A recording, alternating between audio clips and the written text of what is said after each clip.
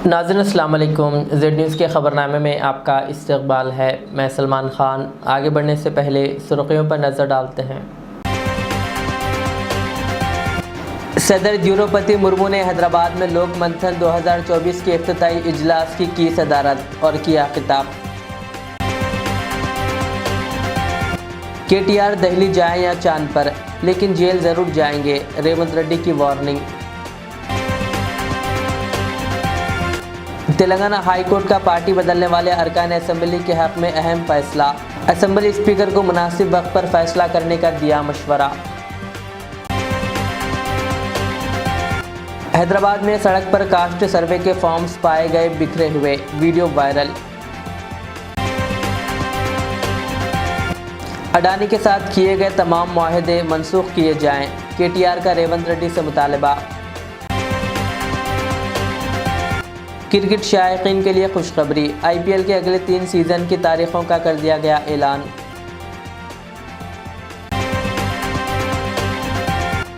तेलंगाना हुकूमत ने अभी तक अडानी ग्रुप को कोई ज़मीन अलाट नहीं की, TPCC सदर महेश कुमार गौड का बयान। तेलंगाना के ज़िले मुलुगु में नक्सलों के हाथों 2 अफराद का कत्ल, पुलिस के मकबूल होने का शुबा। अब पेश है खबरों की तफसील। सदर जमहूरिया द्रौपदी मुर्मू ने आज हैदराबाद में मुनक़िदा लोक मंथन 2024 के इफ्तिताई तक़रीब में शिरकत की। इस मौके पर खिताब करते हुए सदर जमहूरिया ने लोक मंथन के इनेकाद पर तमाम मुंतज़िमीन की तारीफ़ की और कहा कि यह हिंदुस्तान की भरपूर सक़ाफ़त, रिवायात और विरसे में इत्तेहाद के धागों को मजबूत करने की एक शानदार कोशिश है। सदर जमहूरिया ने ज़ोर दिया कि हर शहरी को हिंदुस्तान के सक़ाफ़ती और फ़िक्री विरसे को समझना और इन अनमोल रिवायत को मजबूत करना चाहिए। उन्होंने इस बात पर रोशनी डाली कि सदियों से माशरों को तकसीम करने और कमज़ोर करने की कोशिश की गई है और मसनूई तफरीक़ पैदा की गई ताकि फ़ितरी इत्तेहाद को ख़त्म किया जा सके। कहा, लेकिन भारतीय शहरियों ने अपनी हिंदुस्तानियत के जज्बे के साथ कौमी एकजहती का चिराग रोशन रखा है। इस प्रोग्राम से गवर्नर जिष्णुदेव वर्मा और मरकज़ी वज़ीर किशन रेड्डी ने भी खिताब किया। लोकमंथन का उद्घाटन करके मुझे बहुत प्रसन्नता हो रही है। मैं वर्ष 2018 में रांची में आयोजित लोकमंथन कार्यक्रम में शामिल हुई थी। भारत की समृद्ध संस्कृति, परंपराओं और विरासत में एकता के सूत्रों को सुदृढ़ बनाने का ये प्रयास अत्यंत सराहनीय है। प्रज्ञा प्रभाव के तत्वावधान में इस आयोजन में योगदान देने वाले सभी संगठनों की मैं प्रशंसा करती हूँ। भारत की सांस्कृतिक और बौद्धिक विरासत को गहराई से समझना तथा हमारी अमूल्य परंपराओं को निरंतर मजबूत बनाना सभी देशवासियों का कर्तव्य है। मुझे ये देखकर प्रसन्नता होती है कि आप सब ऐसे सार्थक समारोह का आयोजन करके देशवासियों में सांस्कृतिक स्वाभिमान की भावना को प्रबल बनाते हैं। देवियों और स्वजनों, मुझे बताया गया है कि ये संगोष्ठी राष्ट्र को सर्वप्रथम बनाने और उसी मान्यता के अनुसार कार्य करने वाले निष्ठावान लोगों को एक प्रभावी मंच प्रदान करती है। जब हम भारतीय संस्कृति की विविधता तथा अनेकता में एकता की बात करते हैं तो एकता का भाव ही मुख्य भाव होता है। विविधता तथा अनेकता हमारी मूलभूत एकता को इंद्रधनुषी सुंदरता प्रदान करता है। हम चाहे वनवासी हो, ग्रामवासी हो या नगरवासी हो, सबसे पहले हम सभी भारतवासी हैं। इस राष्ट्रीय एकता की भावना ने हमें सभी चुनौतियों के बावजूद एक सूत्र में जोड़कर रखा है। हमारे समाज को हर तरह से बांटने के और कमजोर करने का प्रयास सदियों से किए गए। हमारी सहज एकता को खंडित करने के लिए कृत्रिम भेदभाव पैदा किए गए हैं, लेकिन भारतीयता की भावना से ओतप्रोत देशवासियों ने राष्ट्रीय एकता की मशाल जलाए रखे हैं। हमारी मध्यकालीन संतों कवियों से लेकर ब्रिटिश हुकूमत के विरुद्ध स्वाधीनता संग्राम के दौरान उत्तर से दक्षिण तक और पूर्व से पश्चिम तक भारत को राष्ट्रीयता की भावना से जोड़ने वाले महाकवियों ने प्राचीन काल से चली आ रही भारत की भावनात्मक एकता को बजाय रखा और उसे आगे बढ़ाया। उपस्थित देवी और सज्जनों, आप सबका भाग्यनगर की धरती पर हार्दिक स्वागत करता हूं। और हम सब जानते हैं कि नंद कुमार जी लोकमंथन के बारे में परिचय किया है। लोकमंथन राष्ट्र प्रथम की भावना से काम करने वाले एक नॉन पॉलिटिकल ऑर्गेनाइजेशन है। लोकमंथन भारतीय लोक परंपरा, भारतीय संस्कृति, भारतीय कला, भारतीय आदिवासी जनजीवन, भारतीय सामाजिक एकता, भारतीय ज्ञान विज्ञान संपदा, भारतीय knowledge system, education, health and medicine, temple science, environment आदि सहित विभिन्न क्षेत्रों में भारतीय लोक विचार, भारतीय लोक व्यवहार, भारतीय लोक व्यवस्था की विभिन्न धाराओं पर मंथन करने वाली राष्ट्रवाद संस्था लोकमंथन है। वज़ीर आला रेवंत रेड्डी ने कहा कि केटीआर जहां भी जाए लेकिन वो जेल ज़रूर जाएंगे। वज़ीर आला रेवंत रेड्डी ने कहा कि बीआरएस के कारगुजार सदर केटीआर तरक्याती प्रोजेक्ट्स की तामीर हुसूल अराजियात के ख़िलाफ़ साजिश करने पर सलाखों के पीछे जाएंगे। उन्होंने कहा कि केटीआर चाहे वो दिल्ली जाएं या चांद पर जाएं, इनका बचना मुश्किल है। उन्होंने कहा कि हम वो काम कर रहे हैं जो केसीआर ने अपने 10 साला दौरे हुकूमत में नहीं किया। उन्होंने कहा कि इक़्तिदार खोने के बाद बीआरएस कायदीन के दिमाग काम नहीं कर रहे हैं। रेवंत रेड्डी ने कहा कि केसीआर हुकूमत 10 साल तक सही तरीके से काम करती तो कांग्रेस हुकूमत को किसानों के कर्ज माफ़ करने की ज़रूरत नहीं पड़ती। कहा केसीआर की वजह से किसानों की खुदकुशी में रियासत दूसरे नंबर पर है। उन्होंने कहा कि कांग्रेस हुकूमत ने इक़्तिदार संभालने के 25 दिनों के अंदर 23 लाख काश्तकार ख़ानदानों के कर्ज माफ़ कर दिए और इसके लिए 18,000 करोड़ रुपए अदा किए। उन्होंने कहा कि सोनिया गांधी ने तेलंगाना को रियासत का दर्जा देने का वादा किया और उन्होंने इस वादे को पूरा करके दिखाया। उन्होंने कहा कि सोनिया गांधी ने साबित कर दिया है कि कांग्रेस अपनी यकीन दहानियों को पूरा करने के लिए किसी भी तरह की कुर्बानियाँ देने के लिए तैयार है। वज़ीर आला रेवंत रेड्डी ने बीजेपी पर भी तनकीद की। कहा बीजेपी को पार्लियामेंट इंतखाबात में कामयाबी से रियासत को क्या हासिल हुआ? क्या उन्होंने रियासत के मसाइल को पार्लियामेंट में उठाया? क्या वो तेलंगाना की तरक्की के लिए फ़ंड्स लाए?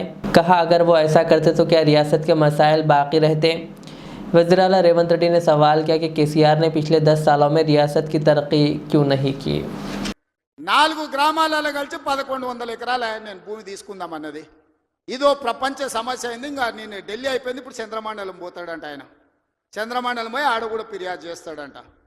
నువ్వు ఆడ తిరిగొచ్చినా కుట్ర చేసినందుకు మాత్రం ఊసలు లెక్క పెడతావు కేటీఆర్, నువ్వు అది గుర్తు పెట్టుకో. చూస్తూనే ఎంత గుర్తావో ఎగరని అని. ఉయ్యాల ఎంత ఊగినా అక్కడనే వచ్చి ఆగాలి, తెలుసు కదా. ఉర్రిగా అటు ఊగొచ్చు, ఉర్రిగా ఇటు ఊగొచ్చు.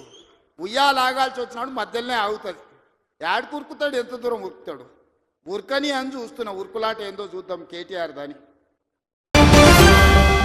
तेलंगाना हाईकोर्ट ने पार्टी तब्दील करने वाले अरकान असम्बली को बड़ी राहत फराहम की है। चीफ जस्टिस की बेंच ने मुनहरिफ एमएलएस की नाअहली की दरख्वास्तों पर सिंगल बेंच के हुक्म को मुस्तरद कर दिया, जिसमें स्पीकर को 20 दिन के अंदर फैसला करने की हिदायत दी गई थी।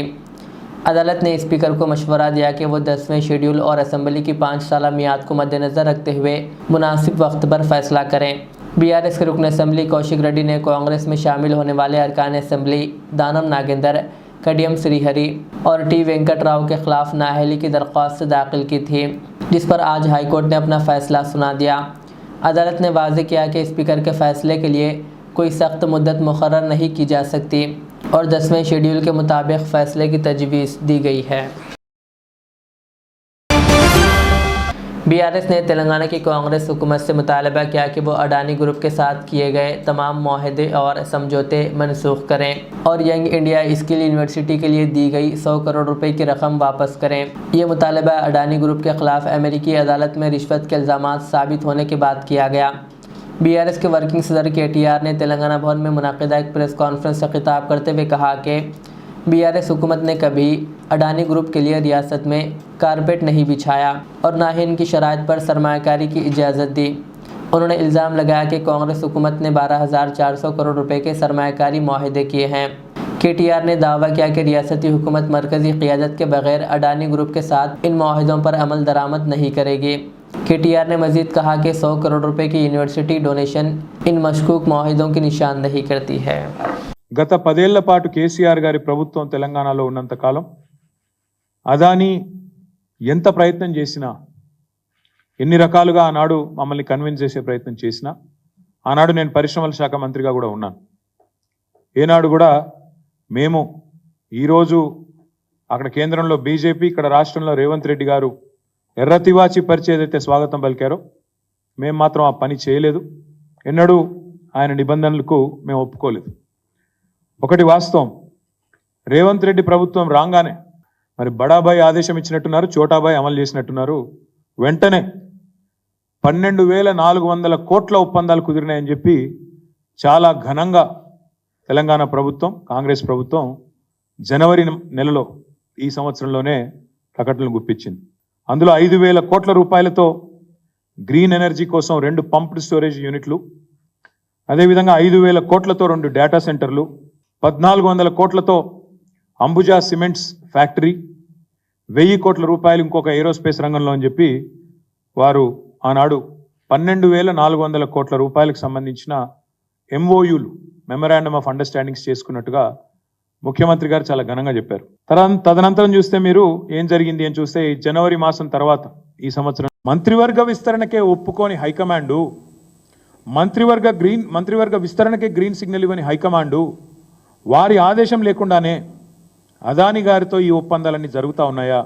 ఈ విషయంలో తప్పకుండా కాంగ్రెస్ పార్టీ సమాధానం చెప్పాలని చెప్పి మేము డిమాండ్ చేస్తూ ఉన్నాం. చిన్న నామినేటెడ్ పదవులు, మంత్రివర్గం కూడా కాదు, కార్పొరేషన్ చైర్మన్లు, డైరెక్టర్లు, కూడా డైరెక్టర్లు, ఇట్లాంటి డైరెక్టర్ల పదవులు ఉంటాయి. వాటికి కూడా హైకమాండ్ ఆజ్ఞ లేని ఏం జరగదు. కాంగ్రెస్ పార్టీ కల్చర్ అది. మరి అట్లాంటిది వేల కోట్ల ఒప్పందాలు, అది కూడా అదానీ లాంటి పారిశ్రామికవేత్త ఎవరినైతే రాహుల్ గాంధీ గారు రోజు విమర్శిస్తుంటారో ఆయనతో ఒప్పందాలు ఊరికైనా జరుగుతాయా? ఇది కాంగ్రెస్ పార్టీ సమాధానం చెప్పాలని చెప్పి మేము డిమాండ్ చేస్తూ ఉన్నాం. IPL 2025 के सीज़न का बेसब्री से इंतज़ार करने वाले शायकीन के लिए खुशखबरी है। अगले 3 IPL सीजन्स की तारीख़ों का एक साथ ऐलान किया गया। इस हवाले से BCCI की मालूमात पर मबनी खबरें कौमी मीडिया में गश्त कर रही है। रिपोर्ट्स के मुताबिक IPL 2025 का आगाज़ 14 मार्च से होगा और 25 मई को ख़त्म होगा।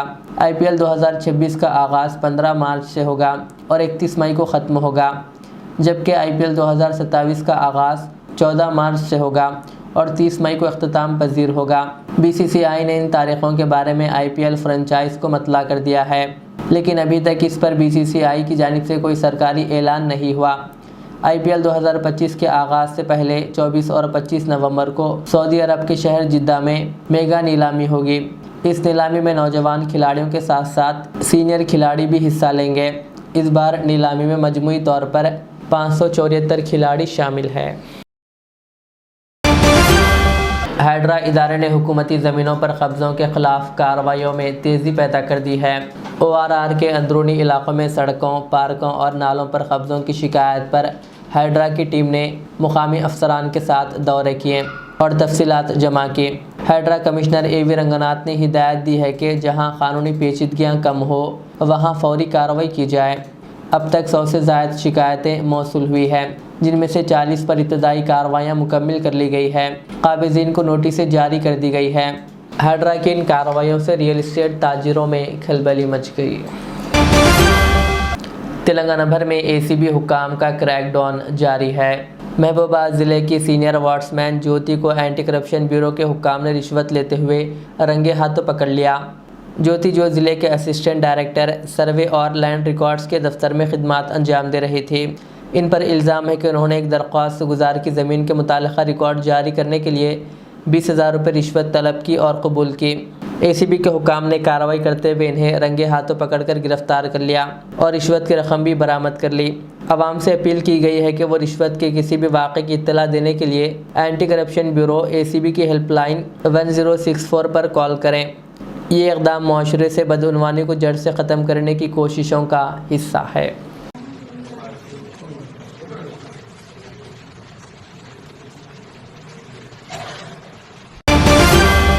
शहर हैदराबाद के तारनाका मेट्रो स्टेशन के करीब जुमा के रोज़ कास्ट सर्वे के फॉर्म्स सड़क पर बिखरे हुए पाए गए। ये रियासत में रिपोर्ट होने वाला दूसरा ऐसा वाक़या है। गुज़िश्ता हफ्ते मेडशियल रोड पर भी फॉर्म्स सड़क के किनारे बिखरे हुए मिले थे। तारनाका मेन रोड पर बिखरे हुए फॉर्म्स की वीडियो सोशल मीडिया पर वायरल हो रही है। याद रहे कि 4 जनवरी को शहर के बालानगर फ्लाईओवर पर भी प्रजा पालना के फॉर्म्स बिखरे हुए मिले थे।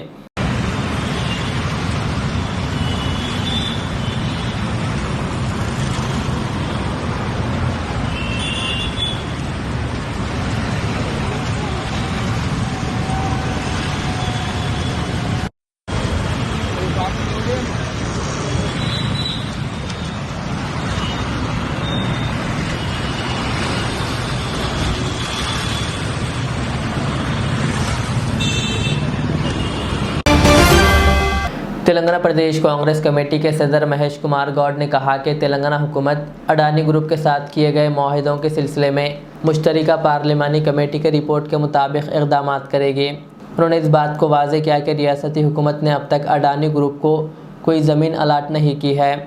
महेश कुमार गौड़ ने कहा कि हुकूमत तमाम मामलात पर क़ानूनी और शफ़ाफ़ तरीक़े से अमल करेगी और अवामी मफ़ाद को अव्वलीन तरजीह दी जाएगी। उन्होंने याद दिलाया कि कांग्रेस पार्टी हमेशा अवाम के हक़ के लिए काम करती आई है और आइंदा भी करेगी। ఇంత బాటంగా ఈ విషయాలు బయటకు వచ్చినప్పటికీ కూడా ప్రధానమంత్రి గారు దేని మీద స్పందించట్లేదు. కారణం మళ్ళీ చెప్తా ఉన్నా, అదాన్ని అరెస్ట్ అవుతే ప్రధానమంత్రి రాజీనామా చేయక తప్పదు. వాస్తవాలు బయటకు వస్తాయి. సో ఇవన్నీ విషయాల్లో లోతుగా వెళ్ళినప్పుడు 2014కి అదాని సంపద ఎంత, వారి ఆస్తులు ఎంత, ఈ 10 ఏళ్లలో ఎన్ని రేట్లు వారు పెరిగినారు ఒక్కసారి బేరు చేసుకుంటే, లోతుగా ఆలోచిస్తే ఇది ప్రపంచంలోనే సాధ్యపడిన విషయం. కేవలం 10 ఏళ్లలో వారు ఆర్థికంగా పెరిగిన రీతి చూస్తే ఇది ఆశ్చర్యకరం. కేవలం అధికార యంత్రాంగం, కేంద్ర ప్రభుత్వం వారికి బాసటగా ఉండడం వల్లే ఇన్నంతలుగా అక్రమంగా పెరిగారనేది వాస్తవం. రాహుల్ గాంధీ గారు చెప్పడం, చట్టరీత్యా ఎవరనే దేశంలో వ్యాపారం చేసుకోవచ్చు, బట్ చట్టాలని ఉల్లంఘించి ప్రజల్ని మోసం చేసి ప్రజల మీద భారం పడే విధంగా పాలసీలు తీసుకొచ్చి ఎలక్ట్రిసిటీలో కానీ ఇతరతర రంగాల్లో కానీ ఈ రకమైన వ్యాపారం చేయడం వల్ల దేశ సంపదకి నష్టము, దేశ సంపదకి విఘాతం కలుగుతోంది. ఇది ఆర్థిక నేరం. పోర్ట్లు, ఎయిర్పోర్ట్ కూడా ఏ రకంగా వారు ఛేదించుకున్నారో మనం గతంలో చూసినటువంటి పరిస్థితి. ప్రధానమంత్రి అండతో ఈ ఆగడాలు చేస్తూ విచ్చలవిడిగా వీరు సంపద పెంచుకున్నారు అనేది వాళ్ళ వాస్తవం అనేది రుజువైంది. तेलंगाना के ज़िले मुलुगु में 2 नक्सलाइट्स ने पुलिस के मकबूल होने के शुबे में 2 अफराद को चाकू से मारकर कत्ल कर दिया।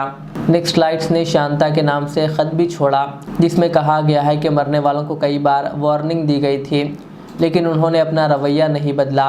मरने वालों की शनाख्त रमेश और अर्जुन के तौर पर हुई है। रमेश पंचायत सेक्रेटरी के तौर पर खिदमत अंजाम दे रहे थे। इन दोनों के कत्ल से एजेंसी में दोबारा कशीदगी पैदा हो गई। लोग डर के आलम में मुब्तला है। देहातियों का कहना है कि नक्सलाइट्स पुलिस मकबरों के नाम पर इस तरह के वाक़यात अंजाम दे रहे हैं। नक्सलाइट्स की इन हरकत की वजह से तेलंगाना और छत्तीसगढ़ की सरहदों पर पुलिस ने हाई अलर्ट जारी कर दिया है और पुलिस ये मालूम करने की कोशिश कर रही है कि इस वाक़े के पीछे कौन लोग हैं। हैदराबाद के एक नौजवान की अमेरिका में मौत हो गई। तफसीलात के मुताबिक उप्पल का रहने वाला 23 साल आर्यन रेड्डी MS की तालीम हासिल करने के लिए अमेरिका गया हुआ था। नौजवान वहां एक यूनिवर्सिटी में MS साल दुबई में ज़ेर तालीम था। 13 नवंबर को इसकी सालगिरह थी। इसने दोस्तों के साथ सालगिरह मनाई और इसके बाद वो अपने कमरे में सोने के लिए चला गया। बादशाह इसके दोस्तों ने गोली चलने की आवाज़ सुनी। जब उन्होंने कमरे में जाकर देखा तो वहां आर्यन की लाश पड़ी हुई थी, जबकि बंदूक इसके बाजू में पड़ी थी। बताया गया कि गोली इसके सीने में लगी। शुबा किया जाता है कि बंदूक की सफाई के दौरान इत्तेफाकी तौर पर गोली चल गई, जिसकी वजह से इसकी मौत हो गई। इस पूरे मामले की तहकीकात जारी है। आर्यन के अरकान ख़ानदान ने हुकूमत से लाश लाने के लिए इंतज़ामात की ख्वाहिश की है। शहर हैदराबाद में ट्रैफिक कवानीन पर सख्ती का सिलसिला तेज़ हो गया है। मीर चौक ट्रैफिक पुलिस की जानिब से सालारजंग म्यूजियम रोड पर बगैर हेलमेट पहने मोटरसाइकिल सवारों और बगैर नंबर प्लेट वाली गाड़ियों के खिलाफ कार्रवाई की गई। ट्रैफिक पुलिस ने खुसूसी मुहिम के दौरान दर्जनों गाड़ियों को रोका और ट्रैफिक कवानीन की खिलाफ वर्जी करने वालों पर जुर्माने आयद किए। पुलिस का कहना है कि शहरियों को ट्रैफिक कवानीन की पाबंदी करना ज़रूरी है ताकि हादसात को रोका जा सके। पुलिस ने कहा कि अवाम को बारहा ट्रैफिक कवानीन पर अमल करने की हिदायत दी गई है, लेकिन बाज़ अफराद कानून की खिलाफ वर्जी करते हुए ना सिर्फ अपनी ज़िंदगी ख़तरे में डाल रहे हैं बल्कि दूसरों के लिए भी मुश्किलें पैदा कर रहे हैं। ट्रैफिक पुलिस ने शहरियों से अपील की है कि वो ट्रैफिक कवानीन की पासदारी करें, हेलमेट का इस्तेमाल करें और अपने गाड़ी के ज़रूरी दस्तावेज़ात साथ रखें।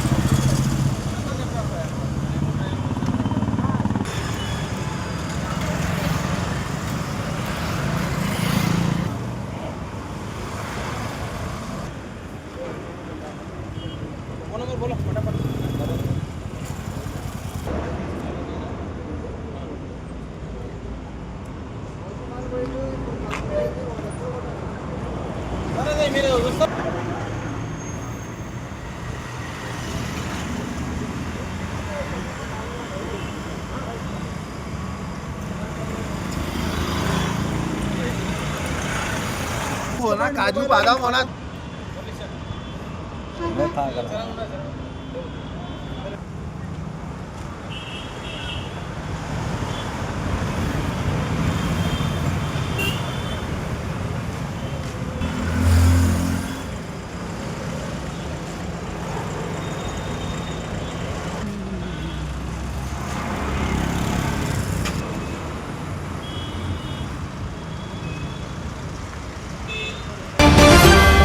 आखिर में सुर्खियाँ और एक बार।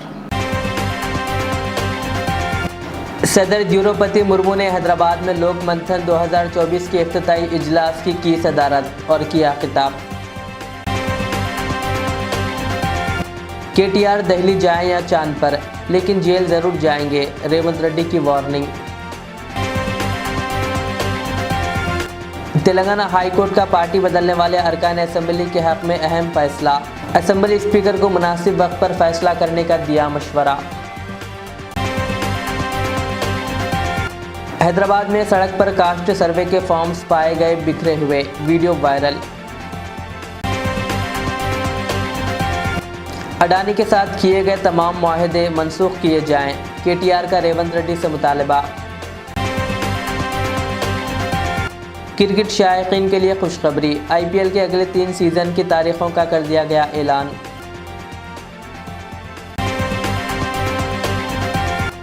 तेलंगाना हुकूमत ने अभी तक अडानी ग्रुप को कोई ज़मीन अलाट नहीं की, TPCC सदर महेश कुमार गौड़ का बयान। तेलंगाना के ज़िले मुलुगु में नक्सलों के हाथों 2 अफराद का कत्ल, पुलिस के मकबूल होने का शुबा। ये थी आज की दिन भर की हमारी ख़बरें। मुझे इजाज़त दीजिए। हमारे इधर चैनल को यूट्यूब पर सब्सक्राइब, फेसबुक पर लाइक शेयर ज़रूर करें। अल्लाह हाफ़िज़। रियाज इस्लामिक स्कूल, तालीमी मैदान में एक नया इनकलाब। इस्लामिक और मॉडर्न एजुकेशन की अजीम दरसगाह। 23 साल तजुर्बे के बाद तलबा और तालिबात के लिए रियाज इस्लामिक स्कूल पेश करता है हिफ्ज़ कुरान, नाज़िरा कुरान, क़ायदे के अलावा नर्सरी ता 10वीं जमात तक के तालीम का बेहतरीन नज़्म। बच्चों के लिए हॉस्टल की सहूलत, मुस्तहिक़ तलबा के लिए खुसूसी रियायत, तलबा और तालिबात के लिए अलहदा क्लासेस के माकूल नज़्म, खुसूसी computer classes, hardware and software training, बच्चों में तहरीरी और तकरीरी सलाहियतों को उजागर करने के लिए हफ्तावारी प्रोग्राम, काबिल और मुशफ़िक़ असातिज़ा किराम की निगरानी में बेहतरीन तालीम नज़्म। सुबह 8 बजे तक शाम 4:30 बजे दाखिले जारी हैं, उजलत कीजिए। Riyaz Islamic school, opposite lane, new SR petrol pump, Vattapalli, Hyderabad. Modern trends readymade menswear collection पेश करते हैं आपके लिए आला अक़साम व मियारी मलबूसात। हमारे यहाँ formal, party wear, jeans, T shirt और ट्रैक पैंट्स के वसी वैरायटीज दस्तयाब है। इसके अलावा मर्दाना घड़ियाँ, सन ग्लासेस और मियारी जूतों का शानदार कलेक्शन भी। ऑर्डर्स पर इम्पोर्टेड अशिया भी हासिल की जा सकती है, तो देर किस बात की, आज ही चले आएँ। हमारा पता है मॉडर्न ट्रेंड्स, बीबी का चश्मा रोड, टिकलकुंडा, फलकनुमा, हैदराबाद। मज़ीद मालूमात और राब्ते के लिए प्रोपरेटर मोहम्मद इमाद अहमद से रब्ता करें। 9959541435।